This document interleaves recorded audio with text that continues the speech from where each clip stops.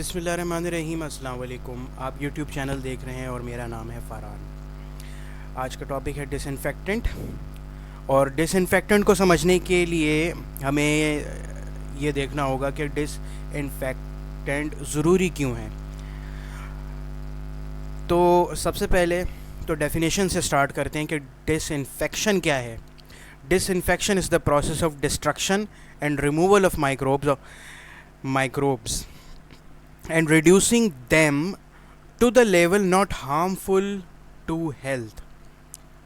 Micro organism को इतना inhibit करना और इतना डिस्ट्रॉय करना कि वो सेहत के लिए नुकसानदेह ना हो, इसे डिसइंफेक्शन कहते हैं।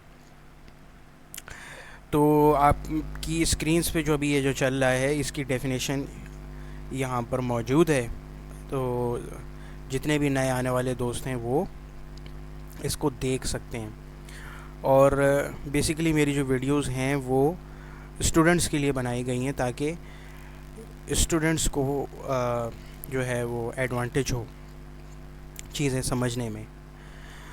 तो स्टार्ट करते हैं। अगर हम इन एनिमेट ऑब्जेक्ट्स पर यानी लाइफलेस ऑब्जेक्ट्स पर अगर हम इस्तेमाल करते हैं डिसइंफेक्टेंट या केमिकल, तो वो केमिकल एजेंट अगर इन एनिमेट ऑब्जेक्ट पर इस्तेमाल होगा तो वो कहलाएगा डिसइंफेक्टेंट।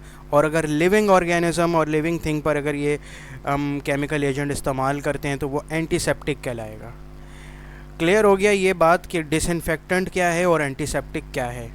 डिसइंफेक्टेंट लाइफलेस और इन एनिमेट चीज़ों के लिए इस्तेमाल होता है, और एंटीसेप्टिक जो है वो इस्तेमाल होता है एंटीसेप्टिक लिविंग ऑर्गेनिज्म के लिए इस्तेमाल होता है। ठीक है। तो डिसइंफेक्टेंट के हवाले से ये मैं बताता चलूँ कि सारे डिसइंफेक्टेंट बैक्टीरियोसाइडल नहीं होते, कुछ बैक्टीरियोस्टैटिक भी होते हैं। आगे हम देखते हैं।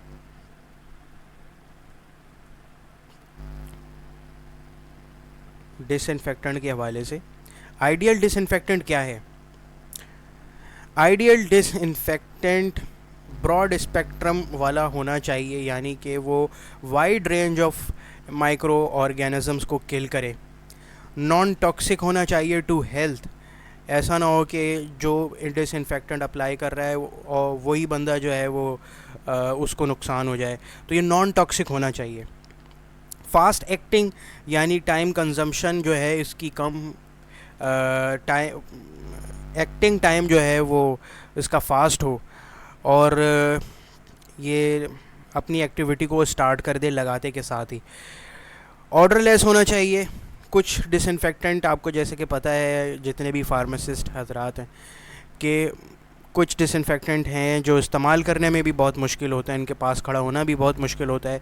जैसे कि फॉर्मल्डिहाइड, फॉर्मेलिन है। जैसे फॉर्मेलिन का कंटेनर अगर आप खोलें तो उसमें जो स्मेल आती है और जो मसले मसाइल हैं वो आपको पता है। तो इसका ऑर्डरलेस होना भी बहुत ज़रूरी है डिसइंफेक्टेंट का। सरफेस कंपैटिबिलिटी, ऐसा सरफेस कंपैटिबिलिटी यानी कि अगर हम किसी सरफेस पे अप्लाई करें तो वो फ़ौरन ही ना उतर जाए, वो उस सरफेस पे अडेयर करे और अपना काम करे। इकोनॉमिकल पॉइंट ऑफ व्यू से भी डिसइंफेक्टेंट को बहुत ज़्यादा इकोनॉमिकल होना चाहिए। अगर कंपनी महंगे महंगे डिसइंफेक्टेंट ख़रीदेगी तो फिर बिज़नेस क्या करेगी। ईज़ी टू यूज़ होना चाहिए। ईज़ी टू यूज़ होना चाहिए। जैसे कि मैंने ऊपर ही एक बताया है कि ऑर्डरलेस हो। मुख्तलिफ़ ऐसी चीज़ें हैं, मुख्तलिफ़ ऐसे केमिकल्स हैं जिनकी बदबू होती है, तो वो इस्तेमाल करने में बहुत उनको मुश्किल होती है। तो वो ईज़ी टू यूज़ होना चाहिए आइडियल डिसइंफेक्टेंट। फिर एक पॉइंट नीचे लिखा हुआ है सॉल्युबिलिटी का। डिसइंफेक्टेंट को सॉल्युबल होना चाहिए पानी में, क्योंकि जब हम 1%, 2%, 5% अगर हम बनाएंगे इसका सलूशन, तो वो ज़ाहिर सी बात है पानी में बनाएंगे, WFI में बनाएंगे। तो अगर ये सॉल्युबल नहीं होगा तो हमें मसला होगा। तो इसकी सॉल्युबिलिटी सही होनी चाहिए डिसइंफेक्टेंट की। और ये एक और पॉइंट है कि ये स्टेबल ऑन स्टोरेज, तो ये रखे रखे ख़राब ना हो जाए, ये स्टेबल ऑन स्टोरेज भी होना चाहिए। अगली स्लाइड है क्लासिफिकेशन ऑफ डिसइंफेक्टेंट। तो ये आपके स्क्रीन पे चल रही है, क्लासिफिकेशन ऑफ डिसइंफेक्टेंट। डिसइंफेक्टेंट्स में एसिड्स भी आ रहे हैं, अल्कलीज भी आ रही हैं, हेलोजेंस भी आ रहे हैं, हैवी मेटल्स भी आ रहे हैं, फिनोल एंड इट्स डेरिवेटिव्स भी आ रहे हैं, और अल्कोहल्स आ रहे हैं। अल्कोहल तो नॉर्मली आइसोप्रोपाइल अल्कोहल तो सबको पता है, एक मशहूर डिसइंफेक्टेंट है। एल्डिहाइड्स आ रहे हैं, फॉर्मल्डिहाइड है, जैसे क्वाटरनरी अमोनियम कंपाउंड हैं, डाइस हैं, डिटर्जेंट्स हैं, ये डिसइंफेक्टेंट के उसमें कैटेगरीज में आ रहे हैं। मैं इसको फर्दर एलैबोरेट करूँगा इसमें।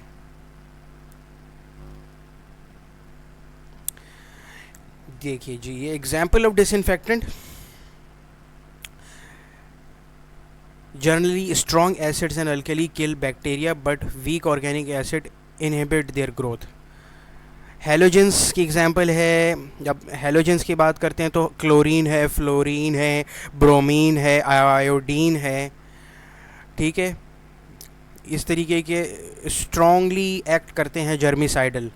जो हेलोजेंस हैं ये फ्लोरीन, क्लोरीन, ब्रोमीन, आयोडीन, ये जर्मिसाइडल एक्टिविटी करते हैं। हैवी मेटल, मैंने अपने 8 साल की एक्सपीरियंस में हैवी मेटल फार्मा इंडस्ट्री में इस्तेमाल होते हुए नहीं देखे। मे बी कि ये पाकिस्तान है शायद इस वजह से, मगर हैवी मेटल्स क्योंकि ये पढ़ाया जाता है सबको कि हैवी मेटल से भी होती है डिसइंफेक्शन, तो इसमें मैं बता रहा हूँ इस वजह से।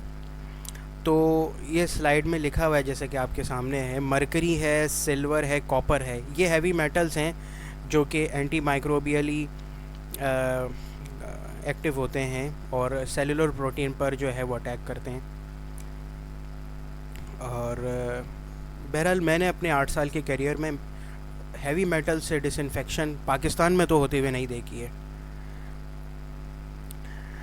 फिनोल, आगे बढ़ते हैं। Phenol and it's derivative. Phenol and it's derivative, phenol आपको पता है कि फिनोल भी एक डिसइंफेक्टेंट है, मगर इसको इस्तेमाल करना इसलिए मुश्किल है क्योंकि ये सॉलिड फॉर्म में आ रहा होता है और उसको पहले मेल्ट करना होता है और फिर मेल्ट करके फिर उसको फर्दर इसकी डाइल्यूशंस बनानी होती हैं। तो फिनोल, मगर फिनोल भी एक अच्छा डिसइंफेक्टेंट है। Next disinfectant alcohol. अल्कोहल के बारे में जैसे कि इसका एक है आइसोप्रोपाइल अल्कोहल। आइसोप्रोपाइल अल्कोहल भी इस्तेमाल होता है बहुत ज़्यादा, और इथेनॉल भी इस्तेमाल होता है, और ये वाइडली इस्तेमाल होते हैं इंडस्ट्रीज़ में। नेक्स्ट डिसइंफेक्टेंट है एल्डिहाइड। एल्डिहाइड जिसमें फॉर्मल्डिहाइड है। अब फॉर्मल्डिहाइड के बारे में ये एक माना ये जाता है कि ये बैन हो चुका है। HCHO जिसका एब्रीवेशन है फॉर्मल्डिहाइड, ये बैन हो चुका है अपनी कार्सिनोजेनिक एक्टिविटी की वजह से। तो ये हार्मफुल है, तो ये माना ये जाता है कि ये फॉर्मल्डिहाइड इंडस्ट्री में इस्तेमाल नहीं होता, मगर मुख्तलिफ़ इंडस्ट्रीज़ जो है इसको इस्तेमाल कर लेती हैं। आगे देखते हैं quaternary ammonium compounds. Quaternary ammonium compounds में जो सबसे कॉमन एग्जांपल है वो है प्रोसीन की। प्रोसीन 40 जो नॉर्मली मार्केट में अवेलेबल है, प्रोसीन 40 के नाम से, तो क्वाटरनरी अमोनियम कंपाउंड है ये। डाइज़ भी इस्तेमाल होती हैं, एक्रिडीन, ट्राइफिनाइल मीथेन डाइज़ भी इस्तेमाल होती हैं। डिटर्जेंट्स एंड सोप्स भी जो हैं वो डिसइंफेक्टेंट के तौर पे इस्तेमाल हो रहे हैं। और कोरोना वायरस की कोविड के दौर में तो ये बच्चे को पता है कि detergent and soaps are also disinfectant. और non ionic detergents are not ionized, however these substances do not possess significant antimicrobial activities। चलें ठीक है। Amphoteric compound anionic surface combined with property cationic surface Tego compounds, ठीक है। ये इसकी मैंने examples बताई हैं, और ये मुख्तलिफ एग्जांपल्स थी जो स्लाइड, मैं इसको रिकैप भी करूँगा अभी। तो अब ये सवाल होता है कि ये इतनी सारी एग्जांपल्स मैंने बताई हैं, तो ये मैकेनिज़्म ऑफ एक्शन क्या है, ये किस तरीके से काम करता है। तो इसका मोड ऑफ एक्शन डिसइंफेक्टेंट का, जैसे कि स्लाइड में शो हो रहा है कि ऑल्ट्रेशन ऑफ मेम्ब्रेन परमिएबिलिटी, ये माइक्रोबियल ऑर्गेनिज्म के मेम्ब्रेन पर अटैक करता है, उसके प्रोटीन को डैमेज करता है, उसके सेल को रप्चर कर देगा और सेल के अंदर जाके न्यूक्लिक एसिड्स जो होते हैं डीएनए आरएनए उसको डैमेज कर देगा और उसके मेटाबॉलिक पाथवे को डैमेज करेगा। ये डिसइंफेक्टेंट्स का काम करने का तरीका है, डिसइंफेक्टेंट का मोड ऑफ एक्शन है। और इसको हम इस तरीके से समझें कि डिसइंफेक्टेंट जब हम अप्लाई करेंगे तो ये माइक्रोबियल ऑर्गेनिज्म को अटैक करेगा, उसकी मेम्ब्रेन पर अटैक करेगा, उसके प्रोटीन को डैमेज कर देगा, उसके सेल को डैमेज कर देगा, उसके डीएनए और आरएनए को डैमेज करेगा, उसके मेटाबॉलिक पाथवे को डैमेज करेगा। तो आगे हम बढ़ते हैं, factor affecting disinfectants. Factor affecting disinfectant, concentration of disinfectant के बारे में बात करते हैं। कॉमन एग्जांपल है कि हम आइसोप्रोपाइल अल्कोहल को 70% ही क्यों इस्तेमाल करते हैं। इसकी एक कॉमन एग्जांपल है कि फैक्टर अफेक्टिंग डिसइंफेक्टेंट की हम बात कर रहे हैं, तो उसमें हमने पहला पॉइंट हमने डिस्कस करना है कंसंट्रेशन ऑफ डिसइंफेक्टेंट। उसकी मैं एग्जांपल दे रहा हूँ कि आईपीए जो आइसोप्रोपाइल अल्कोहल है, अगर हम उसको 70% ही क्यों इस्तेमाल करते हैं, 70% ना इस्तेमाल करें तो क्या वो इफ़ेक्टिव रहेगा। तो जी हाँ, ये सवाल नए आने वालों के लिए बहुत ही इम्पोर्टेंट है कि आईपीए 70% ही क्यों इस्तेमाल करते हैं। तो इसका जवाब है कि ये कंसंट्रेशन ऑफ डिसइंफेक्टेंट जो है वो इम्पोर्टेंट करती है। अगर आप उसको 70% पे नहीं बनाएंगे तो वो 70% पे डिसइंफेक्टेंट नहीं होगा। वो 70% पे अगर नहीं बनाएंगे तो वो माइक्रो ऑर्गेनिज्म की प्रोटीन को कोएगुलेट नहीं कर पाएगा, उसके मेम्ब्रेन में अटैक नहीं कर पाएगा और वो अपना काम नहीं कर पाएगा। तो हमने ये जाना कि फैक्टर अफेक्टिंग डिसइंफेक्टेंट में कंसंट्रेशन ऑफ डिसइंफेक्टेंट जो है वो एक इम्पॉर्टेंट रोल है इसका। दूसरा पॉइंट है टेम्परेचर। टेम्परेचर दूसरा पॉइंट है। तीसरा पॉइंट है कांटेक्ट टाइम। अगर टेम्परेचर इसको डिसइंफेक्टेंट को आपने फ्रिज में डाल के फ्रीज़ कर दिया तो वो किसी काम का नहीं है जब तक कि वो लिक्विड हो ना हो। तो टेम्परेचर बहुत ही इम्पोर्टेंट फैक्टर है डिसइंफेक्टेंट के लिए। किसी भी डिसइंफेक्टेंट को आप फ्रिज में ना रखें बराए मेहरबानी। और टाइम ऑफ कांटेक्ट, जब हम उसको एरिया की दीवारों पर अप्लाई करेंगे या फ्लोर पे अप्लाई करेंगे तो उसको लगाते के साथ ही हम हटाएंगे नहीं, उसको कांटेक्ट टाइम देना पड़ेगा। तो टाइम ऑफ कांटेक्ट भी जो है वो एक इम्पॉर्टेंट चीज़ है। पीएच ऑफ इन्वायरमेंट एक इम्पॉर्टेंट चीज़ है। Surface tension factor affecting disinfectant है के लिए एक इम्पॉर्टेंट चीज़ है। फॉर्मुलेशन ऑफ डिसइंफेक्टेंट तो वेरी इंपॉर्टेंट चीज़ है। लेट सपोज़ कि आपका आईपीए 70% है, आपने फिर वही जो मैं एग्जांपल दूंगा कि आप 70% आईपीए बनाना था, आपने 60% बना दिया, तो फॉर्मुलेशन ऑफ डिसइंफेक्टेंट बहुत ही इंपॉर्टेंट है। अगर आप 70% बनाएंगे तो वो काम करेगा, 70% से अगर नीचे बनाएंगे तो वो काम नहीं करेगा। तो साबित ये हुआ कि फॉर्मुलेशन ऑफ डिसइंफेक्टेंट जो है वो एक बहुत ही इंपॉर्टेंट चीज़ है। Chemical structure of disinfectant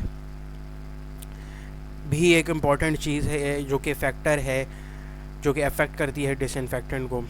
types and number of micro organism present. ऐसा ना हो कि डिसइंफेक्टेंट इतना एक्सपायर हो जाए कि उसमें खुद माइक्रो ऑर्गेनिज्म डेवलप हो जाए। तो डिसइंफेक्टेंट को अप्लाई करने से पहले उसकी एक्सपायरी को ज़रूर देखना चाहिए। और ये थी आज की प्रेजेंटेशन। अब इसको मैं रीकैप कर देता हूँ। देखिए ज़रा हमने क्या पढ़ा आज। एग्जाम्पल्स ऑफ डिसइंफेक्टेंट्स भी हैं। अब एक मिनट, मैं आपको बता रहा हूँ। हमने डिसइंफेक्टेंट की डेफिनेशन, डिसइंफेक्शन की डेफिनेशन, उसके बारे में पढ़ा। उसकी आइडियल कंडीशन क्या होनी चाहिए उसके बारे में पढ़ा। उसकी क्लासिफिकेशन क्या होनी चाहिए उसके बारे में पढ़ा। उसकी एग्ज़ाम्पल क्या क्या हैं उसके बारे में पढ़ा। ये स्लाइड्स हैं। और डिसइंफेक्शन किस तरीके से काम करती है, डिसइंफेक्टेंट किस तरीके से काम करता है, उसके मोड ऑफ एक्शन के बारे में पढ़ा। और फैक्टर अफेक्टिंग डिसइंफेक्शन, ये फैक्टर अफेक्टिंग डिसइंफेक्शन के बारे में पढ़ा। तो ये रीकैप मैंने कर दिया है। उम्मीद है कि नए आने वाले दोस्तों को मेरी ये स्लाइड पसंद आई। Thank you so much. Thanks for watching my YouTube channel. My name is Faraz Sajeel and I am signing.